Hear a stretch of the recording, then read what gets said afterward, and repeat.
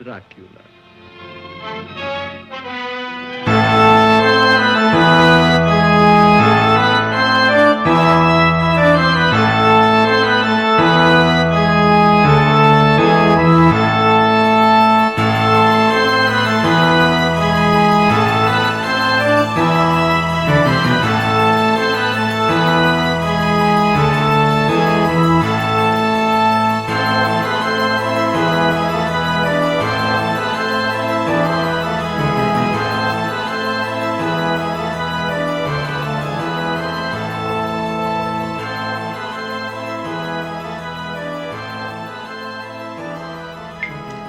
Hello, humans. Welcome to my world of stuff.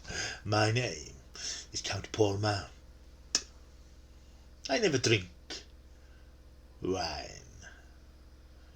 In today's edition of the Retro Movie Review, we shall be going back to 1931 and cinema's first encounter with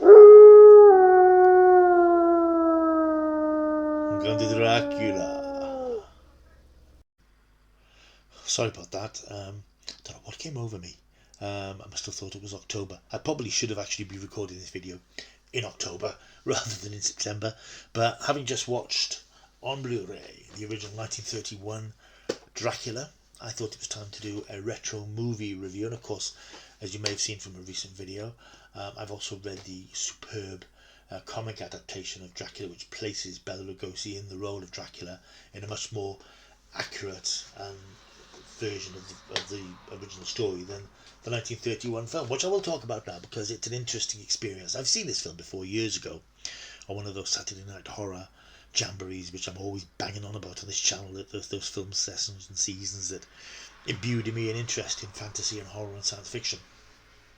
But I haven't seen this for years because it's not a film I felt the need to rewatch. But having read the comic book recently, I thought, yeah, I'll dig that out and have a look at it again. And it's an interesting experience. It was made in 1931 on a budget of something like $400,000. And it's based on a stage play. Now, the actual script for the film was written by Garrett Ford. It was directed and produced by Todd Browning. And it's based on the 1924 stage adaptation by Hamilton Dean and John S. L. Balderston. And of course, it's adapted from Bram Stoker's novel in 1897. That in itself, incidentally, is something remarkable to think about, that this film was made only 34 years after the book was published. The book, of course, was a huge hit, of sort of a phenomenon, which has been in print ever since it was released. And it's just amazing to think that this was made within 4 decades of the film coming out. I suppose, if nothing else, it makes you think about the passage of time. We often complain these days when we see a film made of a favourite book that, oh, they've left out this bit, or they've changed that character, or why they combined this or changed the gender of that, and blah blah blah. This isn't anything new. This happened way back, and this happens in Dracula. The Dracula in this film, the whole story, although it has the bones of the book and it follows, broadly speaking, the line of incident, it's very different in terms of its character and in terms of its scale and what it tries to do. Now, in the original book, of course, if you've read it, and if you haven't, get on with it, because it's a great book even now. And as we know from various film and TV adaptations we've seen ever since, it's normally Jonathan Harker who's the solicitor who travels to Transylvania, to Castle Dracula, where he meets the sinister count because he's doing some business for him in preparing for Dracula's relocation to Europe. In this film, it's not Jonathan Harker, it's actually Renfield. Now, Renfield, as we know from the book and various films, he's normally the sort of lunatic who's locked up in the asylum, who's in Dracula's thrall and spends his time eating spiders and flies and insects.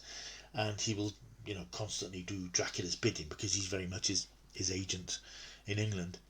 But here it's Renfield who is the solicitor, and I'm not entirely sure why that change was made, because Jonathan Harker's in the film later on. He's back home in Whitby when we meet Mina Harker, but I don't quite know why Harker and Renfield have been combined in this way, because as the film progresses, Renfield becomes the lunatic that we know from the book, and it was an odd choice to sort of combine the essence of those two characters and yet still have Jonathan Harker in the story. It's quite weird. Well, Renfield goes to Castle Dracula, and the first scenes are actually very effective. Quite creepy scenes of Renfield arriving in Transylvania, and it's very much the whole, don't go up there, master, sort of thing that you always get in those horror films, with the locals crossing themselves in fear because they know there's something evil nearby. But Renfield pressing on and going to the castle because that's what he's there to do. And there you get the classic scenes where he meets Dracula. And these are really well done, even for a 1931 film. The set design is fantastic. The Castle Dracula interior looks fantastic. This sort of part ruined and part well kept castle. And the classic scene where Dracula comes down the steps and says, I am Dracula. I bid you welcome.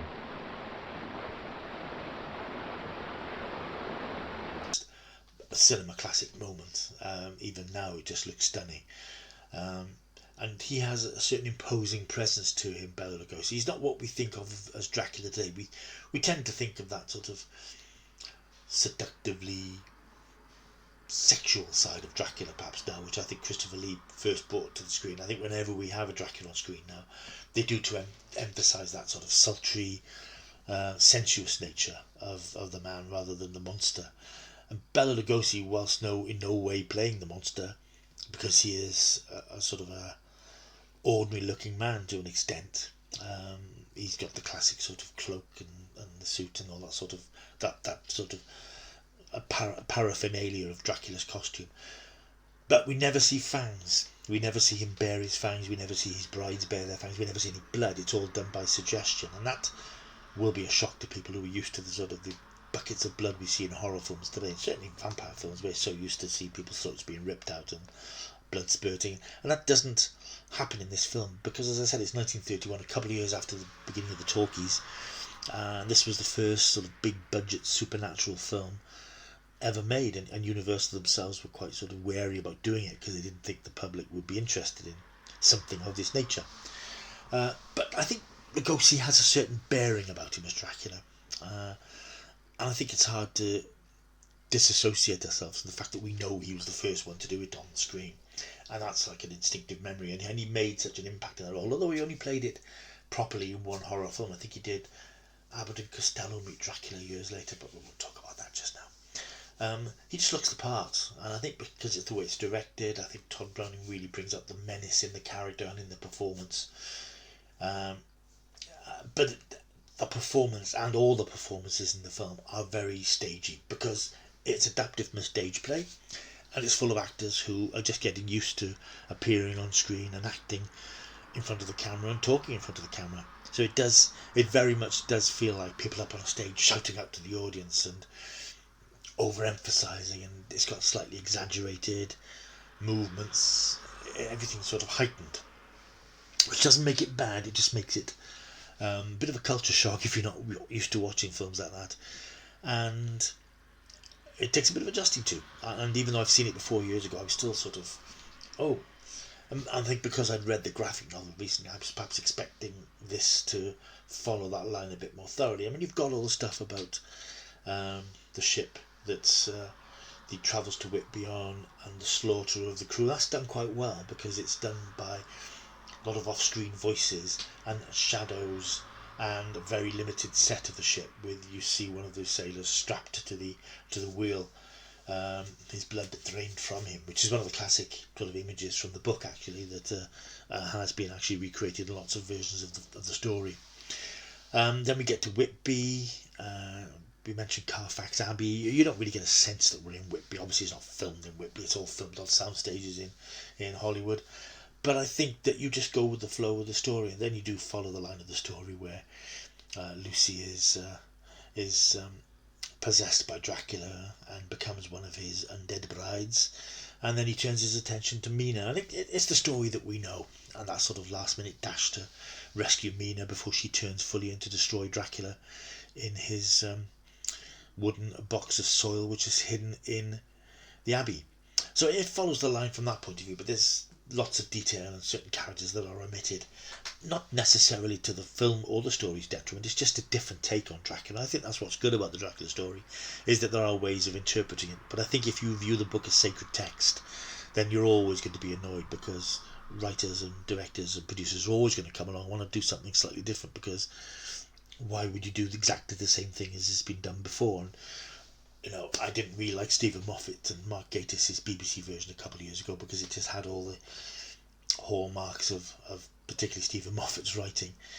But you could see that they were, using the iconography and the core storyline of Dracula before they went off into the wild flights of fantasy of their own. But I think that this is not a definitive Dracula. I don't know if we've had a definitive Dracula. Christopher Lee's version had that sort of slightly hokey Hammer style to it. But I think that this is a version of Dracula that we have to bear in mind is the one by which all Draculas, I suppose, are judged, because it was the first live action speaking horror film, and that in itself is an incredible kudos and an incredible acclaim for it. And whatever you think of Bela Lugosi's slightly mannered performance, and you know it's not scary if you watch it for the first time now, you're not going to be terrified, but I think you have to admire the strangeness of his performance. Apparently he's quite a strange man anyway on set, possibly being getting into the role and being method. He didn't want to sort of come out of character too much, but it is a good, quite creepy performance, and you can see why audiences in the 30s would have taken to it and probably been terrified by it. But of course we're talking pretty much 90 years ago. Things have changed and we'll view it now in a different way, but I've thoroughly enjoyed revisiting it. It's an hour and a quarter, so it's not a long film, because as I say, it does cut out a lot of incident from the book, but I think that it is a landmark classic horror film. You may go into it and find it too cheesy, too stagey. You might find it doesn't work for you, especially if you're seeing it for the first time. I think if you've seen it before years ago, you're more likely to make allowances for its deficiencies, if you like. But I think for a 1931 horror film made in the early days of the talkies, I think it's a terrific piece of entertainment. But as I said, you have to bear in mind, you have to make allowances for the passage of time. That's Dracula, written and directed by Todd Browning, starring Bela Lugosi. It's available now. It's on this rather nice Blu-ray box set, Monsters Universal Collection. I'm sure it's available singly as well. Have a look online if you're interested in seeing it. It's an important film to see in the history of the genre, I think. There we are, that's me done. I hope you've enjoyed this little vid. If you have, and you just stumbled across this, don't forget to like, subscribe, and you can even leave comments down below, which would be fantastic. But subscribe is the most important thing, because I do a lot of stuff like this. I'm trying to do weekly retro movie reviews. There'll also be unboxings, reviews of new films, Blu-ray, bits and pieces, just anything genre-y will be here on this channel, so you might as well just join in and love fun. Right, that's me done for now. I hope you're all well. Until I see you next time, hey, you keep taking the stuff.